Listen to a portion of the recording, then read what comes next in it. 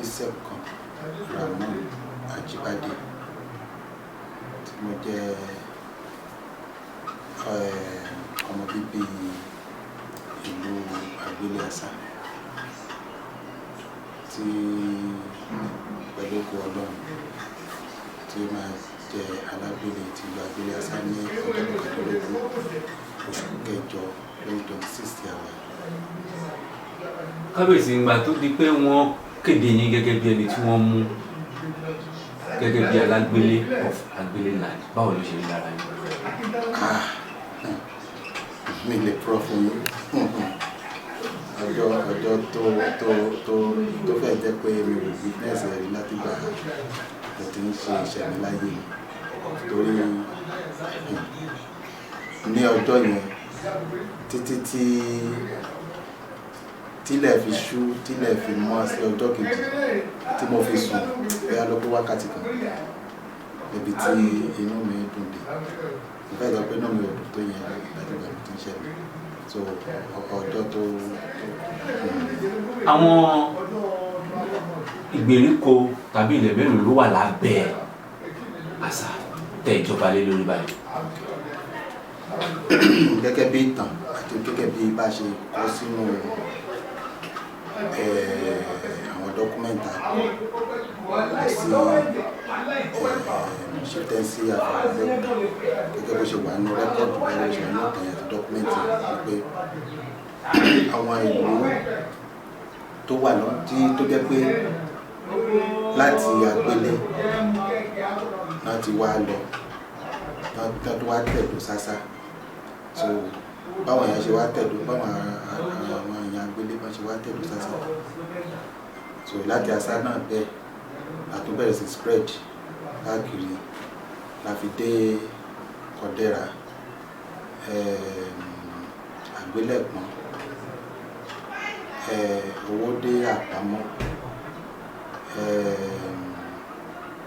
Ọkọ̀ṣọ̀ àwọn tí mo ṣe rántí fọ́ náà nìyẹn bẹ́ẹ̀ àwọn ìlú tó wà bẹ́ẹ̀ wọ́n wà lọ́ndà Àgbélé-Àṣà tó gẹ́ pàdé so láti bẹ̀ náà kò wá sí gbogbo ibi tí adé ní gbogbo àdúgbò wa yìí títí lọ dé Benin Republic wá sọ́jọ́ náà wá sí Èbúté wá sí Ìlaro every ilẹ̀ Yewa títí lọ dé Benin Republic títí lọ dé Òkè-Ògùn bẹ́ẹ̀ ni gbogbo ọmọ Àgbélé-Àṣà náà ṣe spread káàkiri tán ṣe wà lẹ́tàn tẹ́lẹ̀ sí tán gbégbé ayé títí tí bá ṣe ń sọ̀rọ̀ tó túmọ̀ sí pé wọ́n máa gbélé wọ́n wà ní gbogbo wọ́n spread káàkiri gbogbo àgbáyé present bá ṣe ń sọ̀rọ̀ náà tẹ́lẹ̀ sí. Ẹ̀yin fúnra yín ọmọ kelo lẹ́dẹ́ nínú àwọn bàbá ọmọ tí bàbá àti ìyá yìí àti pé ìyàwó mélòó ni bàbá tó bí yìí? Bàbá ni mi méjì èmi mo jẹ́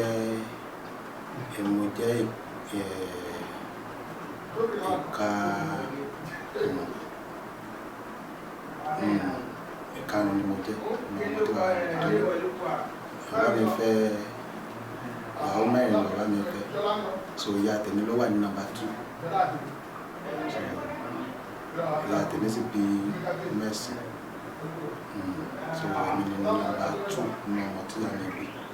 Ǹjẹ́ lè dárúkọ báyìí? Bàbá mi ni Alhaj Latif Abisekun Ayinde. Àwọn ìyàwó yẹn ṣe lè dárúkọ wọn? Àkọ́kọ́ ni wọ́n jẹ́ Alimat Abisekun so ìyá tèmi jẹ́ Amudat Abisekun so ìyàwó kẹta àwọn jẹ́ Adijat Abisekun so ìyàwó kẹrin àwọn jẹ́ Latifat Abisekun. Tí bàbá yín ṣì wà láyé? Agbára lọ kí ni àwọn ọmọ Àṣà mú lókùnkúndùn ní iṣẹ́ ní pàtó irú iṣẹ́ wo gan-an làwọn tó wà mẹ́ẹ̀ ṣe? Agbára Ọlọ́run iṣẹ́ àgbẹ̀ náà mú lọ́kùnkúndùn jù pẹ̀lú ìlú Àgbélé-Àṣà Ọlọ́run bless wa pẹ̀lú ọjà tó jẹ́ international market. So tó túmọ̀ sí pé bá a ṣe ń ṣe àgbẹ̀ náà là ń ṣe ọrọ̀ ajé nílùú Asa. So iṣẹ́ àgbẹ̀ àtọrọ̀ ajé ṣíṣe làwọn lọ́kùnkúndùn ní Agbélé Asa. Ǹjẹ́ àwọn nǹkan àlùmọ́ọ́nì ilẹ̀ wà ní orí ilẹ̀ Agbélé Asa? Bẹ́ẹ̀ ni àwọn nǹkan àlùmọ́ọ́nì ilẹ̀ wà torí gẹ́gẹ́ bí mo ṣe gbọ́ ìwakùsà tí Dangote ń ṣe lọ́wọ́lọ́wọ́ báyìí ilẹ̀ tá ń tí ń wáyé ilẹ̀ yẹn spread láti side ibi tán ti wà níbi ṣe tó fi spread lọ títí lọ dé gbogbo ọ̀dọ̀ wa ní Asa mọ́ àwọn ìlú tó tún sọ̀rọ̀ àǹdí ẹ̀ bẹ́ẹ̀ bẹ́ẹ̀ náà àwọn nǹkan àlùmọ́ọ́nì ilẹ̀ yẹn fi wà lábẹ́ ẹ̀ lọ títí wá dé òkú gẹ́gẹ́ bí ìtàn ti sọ fún mi.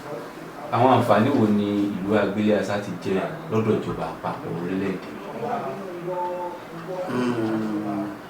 Látọ̀dọ̀ ìjọba àpapọ̀ àti jẹ àǹfààní omi wọ́n ti wá ṣe bọ́ọ̀ fún wa ní sometimes 3 years ago wọ́n wá ṣe bọ́ọ̀ fún wa through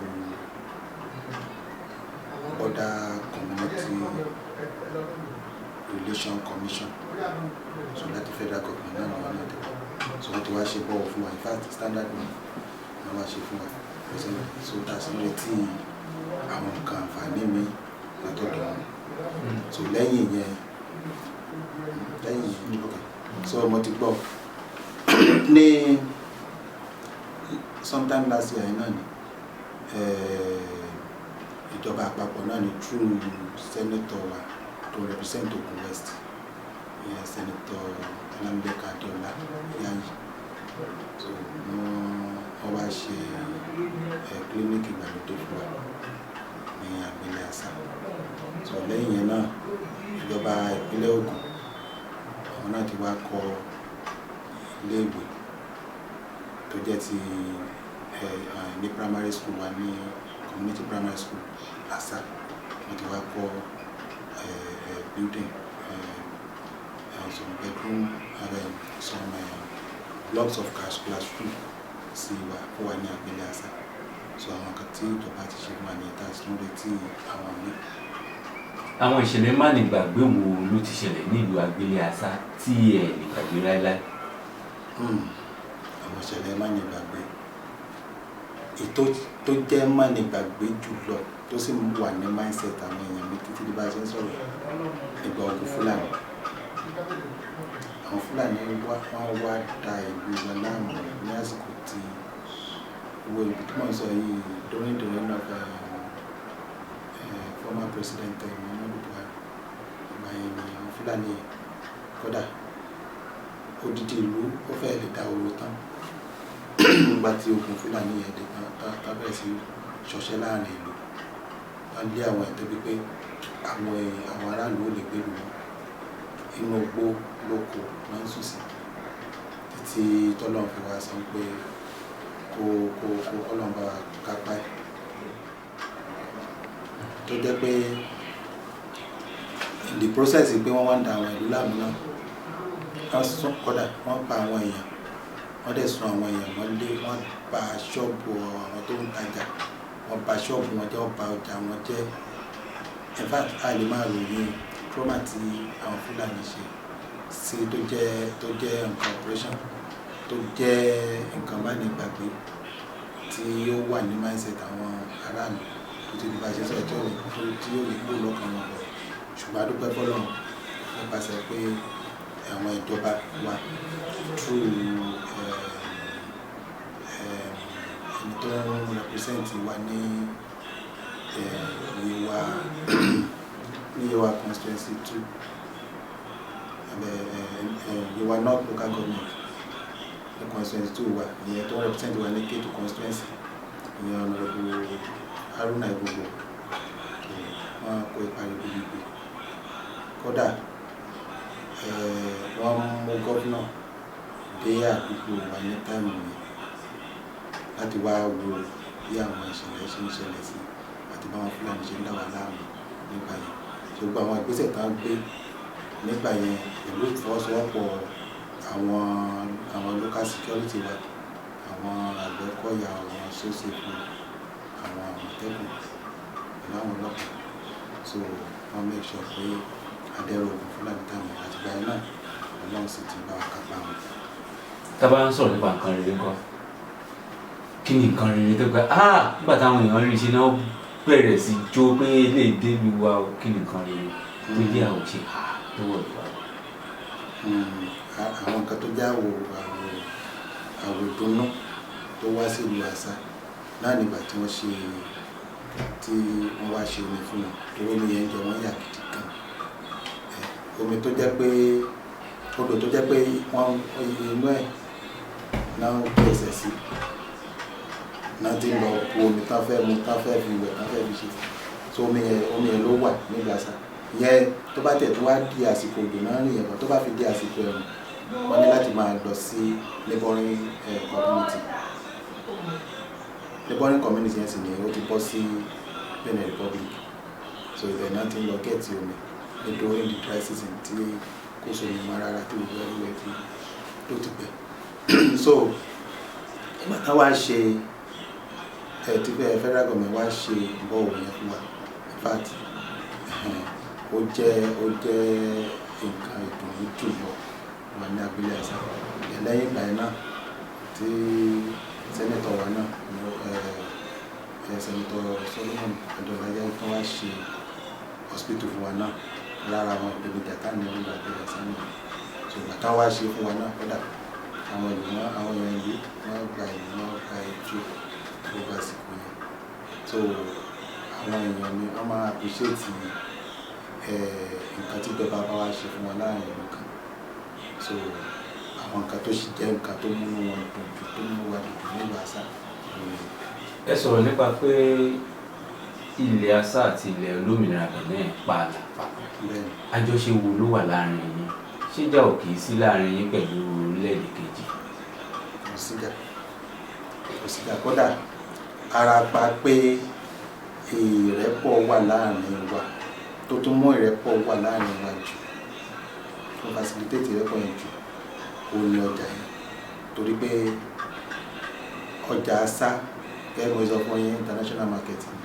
So ó wá attract àwọn neighboring country láti máa gbé àwọn èrè oko tiwọn náà wá láti máa wá tà nílùú Àṣà ńbẹ̀. So tí àwọn èèyàn tí àwọn ti Benin Republic náà bá ti wá, wọ́n á pàdé àwọn èèyàn ti wá.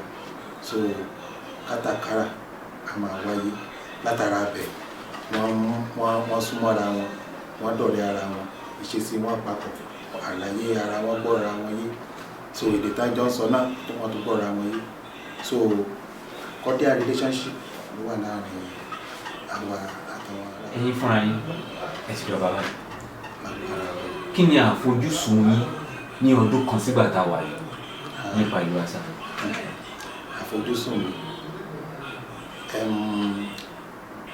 Àfojúsùn mi ni pé ibi tí dàgbàsókè dé dúró lọ́wọ́lọ́wọ́ báyìí ní abúlé Àṣà kó tó bí ọdún kan sígbà tá a wà yìí, ìdàgbàsókè yẹn gbọ́dọ̀ lékún, ó gbọ́dọ̀ gòkè sí bó ṣe wà sí bí ìlọ́po 2 sí 3 sí bó ṣe wà lọ́wọ́ nípa mi ni ìdàgbàsókè yẹn ó gbọ́dọ̀ yàtọ̀, gbọ́dọ̀ bá ní ìlọ́po 2 sí 3 sí bó ṣe wà lọ́wọ́ báyìí. Ọ̀pọ̀ ìgbà tí wọ́n bá fẹ́ joyè fàákájà máa ń wà. Ǹjẹ́ ẹ ti ẹ̀ ní ìlàkọjá kankan láàrin pé àwa ló yẹ kán fún, kò yẹ kán fún kinní kan? Bẹ́ẹ̀ni, lóòótọ́ ó máa ń wáyé bẹ́ẹ̀ mọ̀, kò sí ẹni tí nǹkan rí o. So kò sí ọgbọ́n bá ṣe fẹ́ bí nǹkan bá ṣe fẹ́ wáyé tí a lè ní àwọn kan náà tó máa fẹ́ sọ pé bóyá àwọn náà fẹ́ débẹ̀. Ṣùgbọ́n lágbára Ọlọ́run ìtawà ń ṣe lágbèdè Àṣà o, kò sí àtàkùn kankan. Ẹ ti yanjú gbogbo àwọn. Lágbára Ọlọ́run bá wa tó ètò yẹn. Kódà àwọn tá ti jọba síwájú mi wọ́n congratulate mi fún aspect yẹn wípé èrò mẹ́ni tí àjọ ń dúró àbáǹdúrà wa lọ sí kọ́ọ̀tù àtàǹṣe. Ọlọ́run bá wa yanjú yẹn, ó jẹ́ kí ìrìn àjò yẹn kó kẹsẹ̀ jáde kó smooth. Baálẹ̀ kí ló lẹ́yìn kẹ́ tó di ọba? Lágbára Ọlọ́run àwọn baálẹ̀ tí ń jẹ ìlú Àgbélé Àṣà. So gẹ́gẹ́ bí ìtàn èyí tèmi jẹ tó bọ́dì sílé tiwa ẹlẹ́ẹ̀kẹrin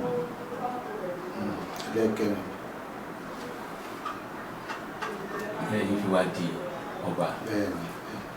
ẹ ń sọ̀rọ̀ nípa ọjà àṣà tẹ́ bá ń sọ̀rọ̀ ẹ sọ pé international market ṣé ó jẹ́ èròǹgbà yín láti sọ di international market ni àbí ó ti wà ní international market báyìí?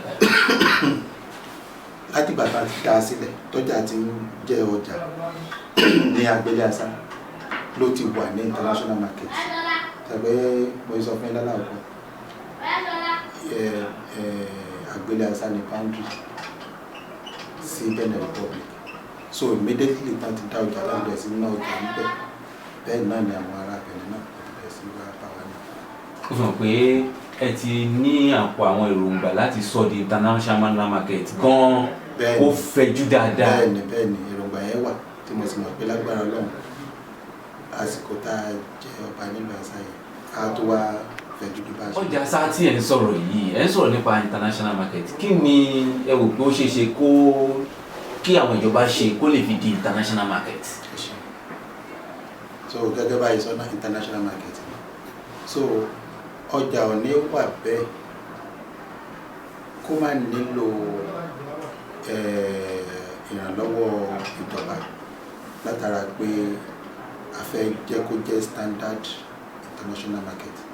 So definitely a máa nílò ìrànlọ́wọ́ àwọn ìjọba torí tí wọ́n bá wa kọ́ àwọn ṣọ́ọ̀bù ìgbàlódé síbẹ̀, so ìyẹn á jẹ́ motivator fáwọn èèyàn tó fẹ́ máa wá gba ṣọ́ọ̀bù, so a lè jẹ́ kí ọjà yẹn tó fẹ́ ju bó ṣe wà lọ, àti wípé táwọn ìjọba bá wá tán wá bá wa kọ́ àwọn ìsọ̀ yẹn tí ọjà yẹn tó fẹ́ ju bó ṣe wà lọ á tún jẹ́ àǹfààní fún ọrọ̀ ajé ní Nàìjíríà sí wò àti ìpínlẹ̀ Ògùn. á jẹ́ kí source of finance Ògùn state àti Nàìjíríà kó tún gbòòrò sí. So fún díẹ̀ yẹn la fi nílò pé kí àwọn ìjọba kí wọ́n wá bá wa ṣe kí ọjà yẹn kó wà ní international standard kankan bí bó ṣe wà yìí lọ. ìlú Àṣà àwọn ọdún ìṣẹ̀ṣe wo lẹ máa ń ṣe ńbẹ̀?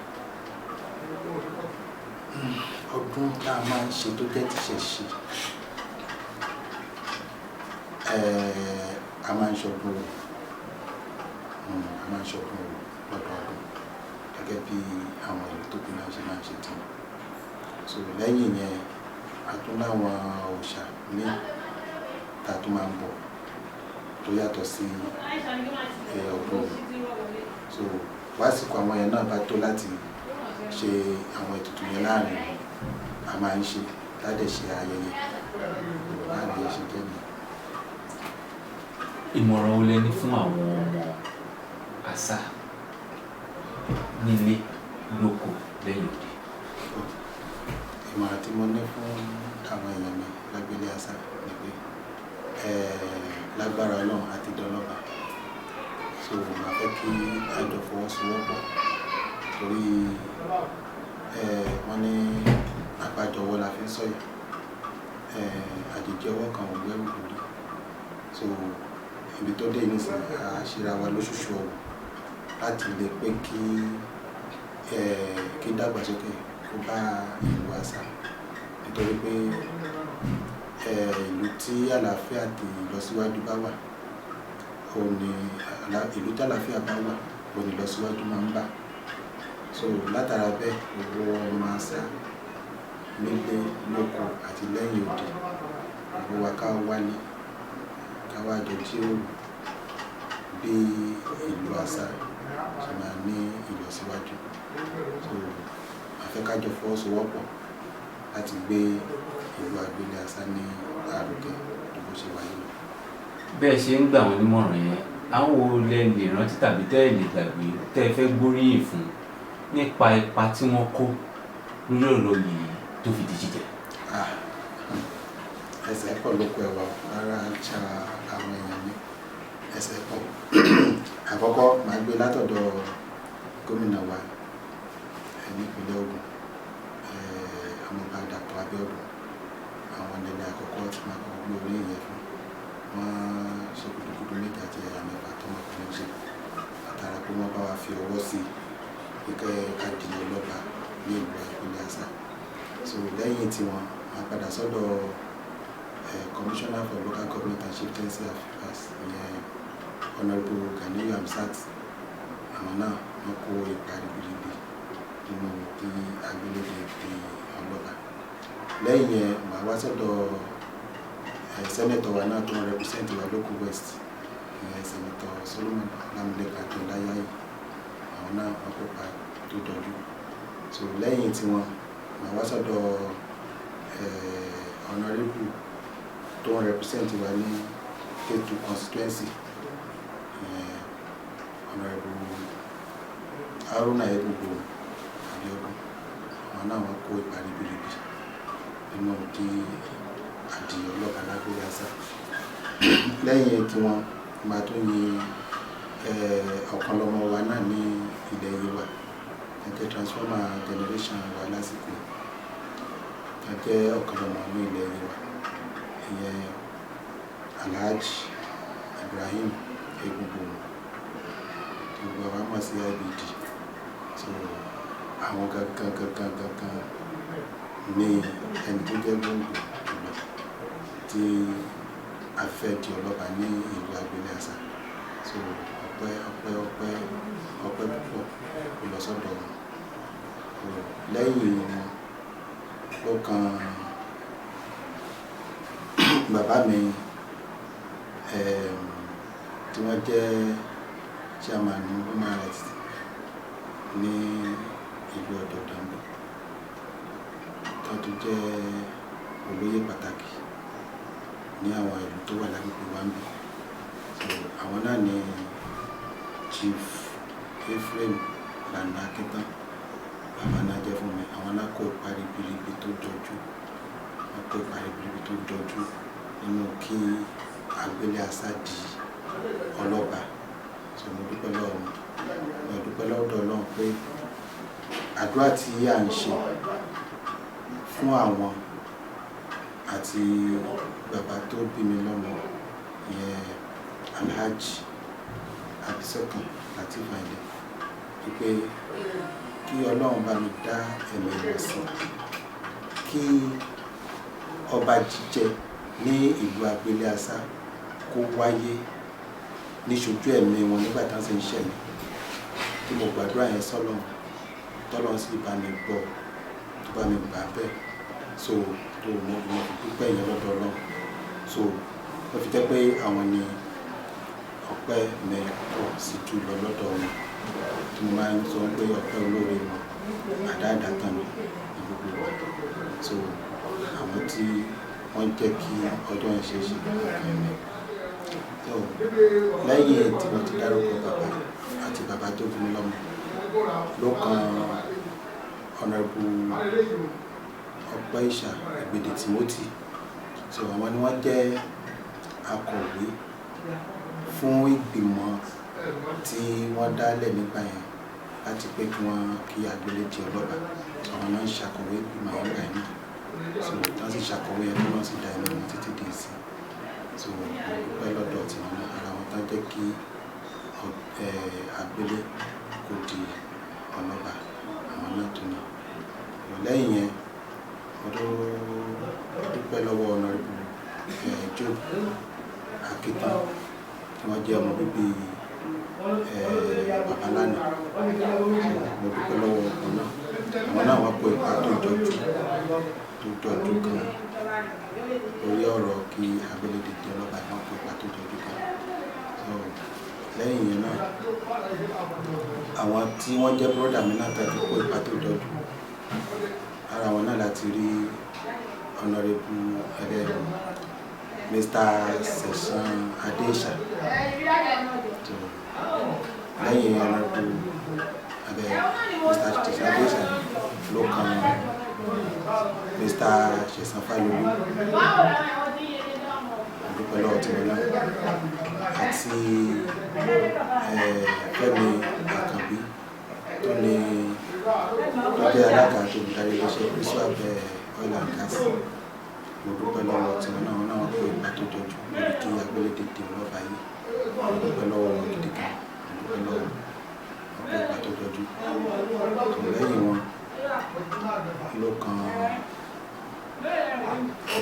Lẹ́yìn wọn ló kan ẹni tí a fi ṣe alága ìgbìmọ̀ tó máa ṣètò ayẹyẹ àtidéadé ní ọjọ́ kọkàndínlógún yẹn náà oṣù táwa yìí. Chairman yẹn ni Mr. Lékan Akitan, àwọn náà jẹ́ ọmọ bàbá lánàá, àwọn náà jẹ́ alága occasion tí mo dúpẹ́ lọ́wọ́ tí wọn náà wọ́n kó ipa tó lọ́jú. Lẹ́yìn náà ló kan àwọn èèyàn mi náà ní tájú àwọn bọ́dà mi tó jẹ́ pé àwọn náà lórí àtijáde yìí náà wọ́n kópa tó jọjú. Màá gbé látọ̀dọ̀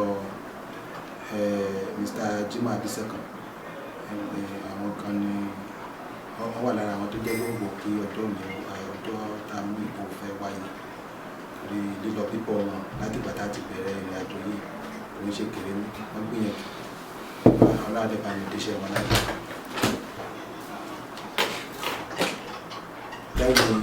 Lẹ́yìn tí wọ́n ló kan bọ́dà mi pàtàkì Mr. Abisekan Rasheed. Àwọn náà wọ́n gbìyànjú kí wọ́n lọ́pọ̀lọpọ̀. Lẹ́yìn tí wọ́n ló wá kan gbogbo àwọn àbúrò mi pátá látọ̀dọ̀ délẹ̀. Kí n tó lọ sọ́dọ̀ àwọn àbúrò mi yẹn náà, dúpẹ́ nìkan tí mo gbọ́dọ̀ má dárúkọ wọn náà. Àwọn náà ni Mr. Ìfẹ́yọmí tí wọ́n jẹ́ olórí ẹbí ilé igbó Only House. Merchandise ni wọ́n. Iṣẹ́ ìkùrọ̀ rírà kátàkárà ìkùrọ̀ náà wọ́n ṣe àti kókó. Àwọn náà wọ́n kó ipa tó jọjú nínú ìrìn àjò yìí. Ọlọ́run bá mi kọ́ wọn sókè ju bọ́ wọ́n ṣe wà yẹn lọ. Mo dúpẹ́ lọ́wọ́ tiwọn náà. Lẹ́yìn tí wọ́n ló wá kan gbogbo àwọn àbúrò mi látòkè délẹ̀. Kí gbogbo wọn náà wọ́n pọ̀ dùntì. Gbogbo wa kú ogun àjẹ́. Lẹ́yìn tí wọ́n wá lọ sí ìlú náà lọ́wọ́, ìlú Agbélé Asáfúnra. Gbogbo àwọn aráàlú pátá títí tí ó dé ìbẹ̀rẹ̀ látọ̀dọ̀ Adelé, ìlú ìgbìmọ̀ Adelé wà kó tó di pé a di pé a fẹ́ ìjọba yìí. Nítorí pé mo di bàbá rẹ̀ nínú lọ́wọ́. Láti di Adelé ń bẹ̀. Tó jẹ́ pé Adelé yẹn gbogbo ìgbà tí baálé ọba ti sí láràndì, Adelé náà di ìṣàkóso ìlú. Mo lè dúpẹ́ lọ́wọ́ tí wọ́n náà wọ́n di ìlú yẹn mú gẹ́gẹ́ bí a ṣe fẹ́. Gbogbo ojúṣe tó yẹ kí ẹni tó jẹ́ olórí ó máa ṣe láàrin wọ́n ṣe láṣẹ. Mo dúpẹ́ lọ́wọ́ tí wọ́n náà ló fi kan àwọn olóyè kankan náà tó wà láàrin ìlú ń bẹ̀. Mo dúpẹ́ lọ́wọ́ tí wọ́n náà tó fi wá máa gbogbo aráàlú pátá látòkè délẹ̀, ọkùnrin àtobìnrin, ọmọdé àtàgbà, gbogbo pátá ni mo dúpẹ́ lọ́wọ́ tí wọ́n kú oríire, wọ́n kú àṣeyẹ.